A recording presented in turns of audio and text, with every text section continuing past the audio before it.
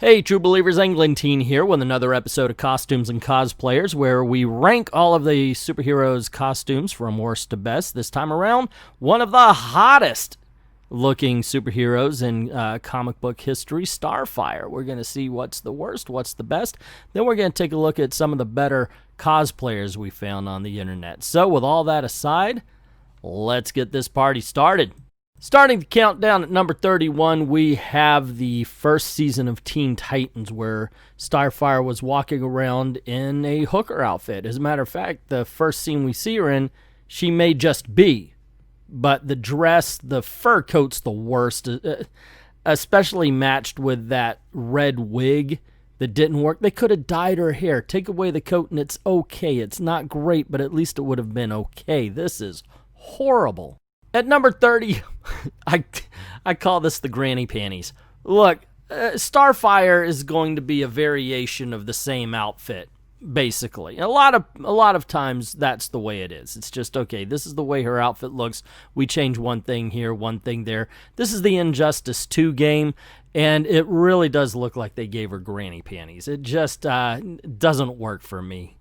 On the other hand, at number 29, we have the new 52 look, which is a swing way off to the other side of the field. Man, talk about an overcorrection, right? Holy Toledo. Like I said, they started to overly sexualize Starfire for some reason, and this, come on. Why even bother giving her an outfit? Number 28, we have Earth 1. So the thing is, if I told you or asked you, who is this? You would have no idea. There's nothing that says Starfire in this outfit. I mean, granted, yes, it's Earth 1, it's something different, but once again, I think the pendulum swung just a little bit too far. In all honesty, I would believe that's somebody from Azareth before I believed it was Starfire. Coming in at number 27, we've got the Mirage Starfire here, and it's a bathing suit. Okay, yeah, a lot of times that's basically what they put Starfire in, and we're going to talk a little bit about another one in just about 5 seconds here. But this one is plastered in a way, it's like, what exactly is holding that to your body? Seriously. Fabric doesn't work that way, and in all honesty, this one doesn't work for me. At number 26, we have another bathing suit. This is from a drug PSA that they filmed. And you have Starfire. It's basically the same thing. It's a one-piece bathing suit, but this time you've got the little necklace at the top. You got the belt and everything. This one looks a little bit classier than the last one, but on the other hand, it kind of looks frumpy as well. Starfire is really somebody who needs balance to make her look good. And at number 25, the TV show just continues to show us that they can't make her look good. The one piece here. Now, granted, this is leaps and bounds above her hooker outfit. At least they tried here. It looks like effort came into this, and I don't know if that's better or does it make it more sad that it still kind of sucks.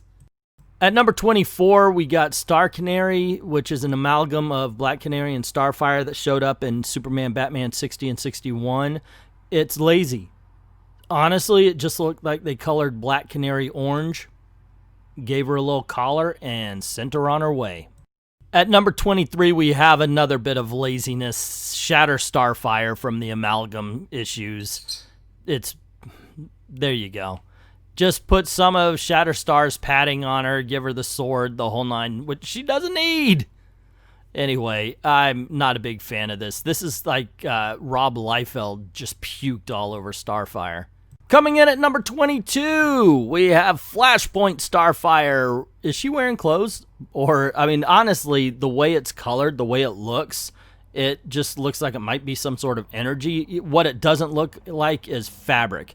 In all honesty, it looks like somebody painted over a nude Starfire. It looks like the censored version of another painting right here. It doesn't work. It doesn't work at all. That being said, right here with number, what are we on, 21? I believe we're on 21, but here's Tiny Titans Starfire. I'm not mad at this. I'm actually warming up to the outfits here. I don't think you're going to hear hatred on these. You know, okay, since it's Tiny Titans, and we say, hey, look, that's Tiny Titans, so that must be Starfire, okay. Otherwise, you wouldn't recognize that that's who this was supposed to be. Not if somebody was not telling you. At number 20, we have Justice League Beyond. Now, this falls under the same kind of one-piece swimsuit that the other two did before, but this one's a little bit more detailed. It works. It actually looks like it's on her body rather than painted over her body. So, like I said, not mad at it. Not my favorite, but at least we're getting there. Coming in at number 19, we're looking at, what is this, DC Mobile Legends or something like that. Anyway, it's really keeping into the basic design of a Starfire outfit, the midriff, the whole 9 yards, while giving her glowy things. And I'm pretty sure they were like, hey, I love those glowy things. Do you know what Starfire needs? Glowy things. Coming in at number 18, we have Starfire from Nightwing, The New World Order. She's in a spy outfit. It's not bad. It's just, this belongs somewhere in the middle of the list. I put it low or high middle, I guess, because it's a spy outfit. You can't argue with that. On the other hand, it's just like everybody else's spy outfit that we've ever seen in any comic book history. At number 17, we have Starfire in Teen Titans versus Justice League. And this is kind of a little play off of what we see her wearing in the animated series. This, however, and the reason why it's here and not higher up on the list is because she should be revealing stuff. If they're going to be drawing that skirt that short, she's showing off. When I was getting around to the middle of the list, you know, where it's like, okay, so there's 31, so it's got to be around 16, 15. That's the middle part. Okay, so what are the most mundane outfits? I know this one, a blue one piece kind of leotard thing all the way up. There's just nothing dynamic about it. It's not horrible. It's not bad. It's clothing. But there was one outfit, I have to say, that was a little bit more bland, and that's at number 15, and that is Starfire in hot pants. She's going to go do yoga or something beforehand. What is this? Once again, it's actually not a horrible look. I'm not mad at it. It works on certain levels. I mean, it's about as short as the skirt, so why not, right? So that's why I've got it right here in the middle. I don't hate it. I don't love it either. Coming in at number 14, and we are on the good side of the countdown this time around, and I gotta say, I do like the animated series from the 2000s, and this is her armor that she wore. Now, granted, I'm not very familiar with it. My daughters watched the cartoon more than I did, but I gotta say, I'm not hating this look. I mean, for a battle armor kind of look, it fits the character at least. Okay, I have to admit, number 13 here, the Bombshell Starfire. This is one of the outfits. This one is like the mullet of superhero outfits. Short in the front, long in the back, ready to party. She looks like she's some sort of stage magician. I was looking at it for quite a while. Where do I want to put this? Because I like it, but it's not the best. I understand the cheesiness of it, and I think that's part of the attraction. And I was looking at this one here as well, and I was wondering, okay, where to put this? Because when it comes right down to it, it's not a horrible outfit. This is from DC Universe Presents, but I've got to say it's almost like generic Starfire's half-naked kind of costume. I've seen it done better. You're going to see it done better in, up ahead, and I've seen it done worse, and of course you have too, now that you're this far into the countdown.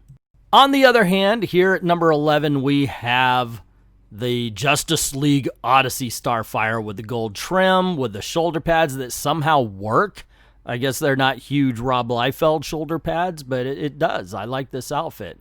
It's still on the sexy side, so it's Starfire, but it's not what we had before. It's not, hey, we should just make it so she's not wearing anything at all, which I know some guys are like, why do you have a problem with that, dude? Alrighty, now we're at the top 10 of Starfire's outfits here. This is going to get good. This is going to get good. So here we go. Number 10. NASA Starfire. I know. I didn't know this was a costume. I thought it was just, okay, we drew Starfire wearing clothes. but somebody who is going to be mad that I didn't do this video with her, but I trust very much as far as Starfire is concerned, told me that this was. So here we go. At number 10, we have NASA Starfire. It actually grew on me the more I saw this outfit, so it just moved its way into the top 10. Number 9. This is Starfire from Kingdom Come. We're seeing an older version of her. We're seeing somebody who's more mature, and I think that's reflective. Sure, you know, she's still showing the boob cleavage, the whole 9 yards, but I don't know. I like this outfit because it does show a progression of character. It shows a more, like I said, mature character, and I liked it because of that. It's a visual cue that she's not the same Starfire that we know in the regular books. Number 8. This is very close to her original. It's a little bit thicker in the straps. The boots are kind of, I don't know what that would be called, strappy. I don't know what that would be called, but they look like alien ribs, don't they? Anyway, it's just a little bit different. Not bad. The neck piece is a little bit different as well. I'm loving it, but it's just not as good as some of the ones you're going to be seeing coming up here. Number 7.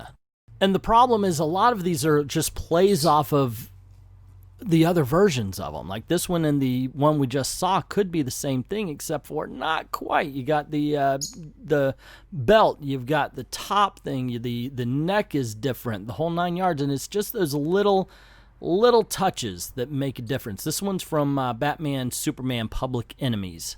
Number 6.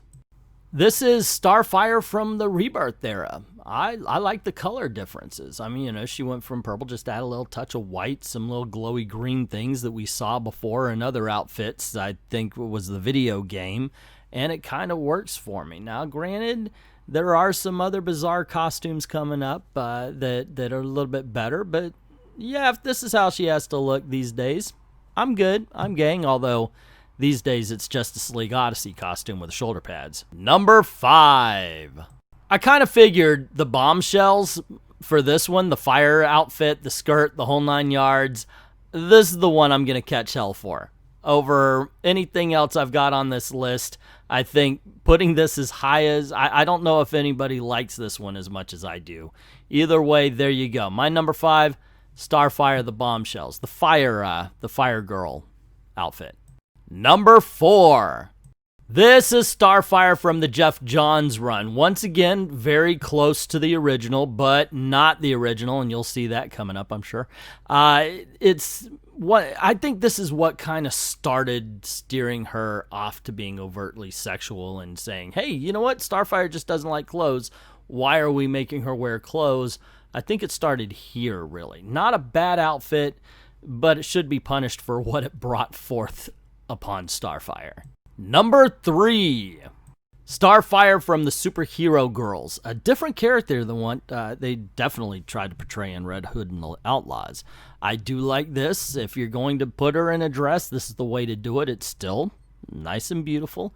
A little bit more classy than what we see a lot. Definitely less skin showing, but I think it works. For the character that they portray in the cartoon, this is spot on. And the runner-up sitting at number 2 is Starfire from the Teen Titans cartoon in the, what was it, 2000s? When it first started, it was 2000? Yeah. I've always liked this outfit. I thought it was pretty good. If you're not going to put her in her classic outfit, I think this is the way to go. I'm more surprised they didn't try harder to make this a comic book costume as well. The hot pants, while I didn't hate it, is kind of silly compared to the fact they could have just done this. Granted, the skirt's a little bit iffy, but it's not so bad. You know, I gotta tell you, overall, I dig on this. And the number 1 Starfire costume of all time is George Perez's design. You knew this was coming. If you really listened to how I was describing other costumes in this countdown, you had to know that this was going to be number 1. I like the neck piece. I like the fact that, yes, it's sexy, but it's not slutty.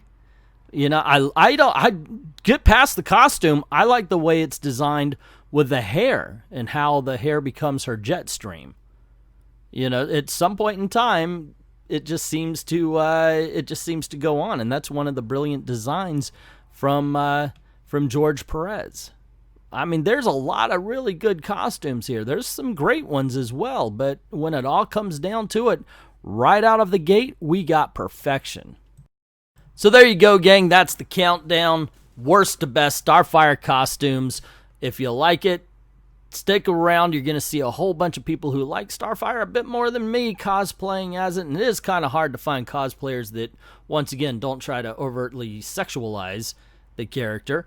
But before that, just remember to click like, share, subscribe, ring that notification bell if you haven't done it already. If you like the channel, go on over to Patreon or to Ko-Fi, links in the description below, and drop $1 in the till and help us keep making videos for you. Like, thank everybody who's already done that, and to everyone, all of the true believers, thank you very, very much for watching. I know you're gonna dig this.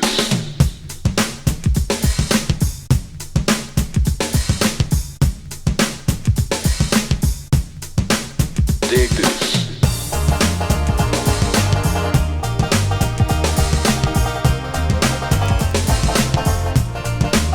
Dig this.